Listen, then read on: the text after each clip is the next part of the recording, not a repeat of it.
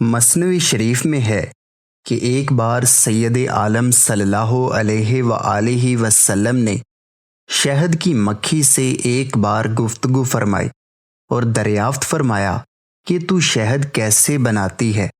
उसने अर्ज़ किया, ए अल्लाह के हबीब, हम चमन में जाते हैं और तरह तरह के फूलों का रस चूसते हैं, फिर उसे मुंह में लिए अपने छत्ते तक आते हैं और वो उगल देते हैं, वही शहद है।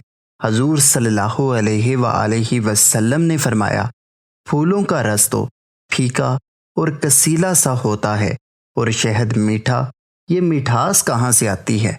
शहद की मक्खी ने अर्ज किया कि हम चमन से लेकर अपने छत्ते तक रास्ते भर आप पर दुरूद पाक पढ़ते आते हैं।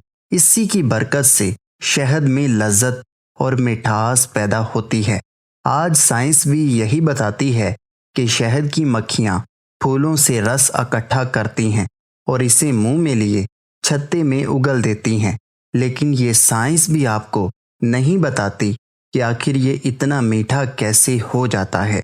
तो आज आप जान ही चुके हैं कि आखिर इसके पीछे क्या राज छुपा था। तो उम्मीद करता हूँ कि ये छोटी सी कोशिश आपको पसंद आई होगी। चैनल को सब्सक्राइब करना मत भूलिएगा। अल्लाह हाफिज़, अल्लाह निगहबान।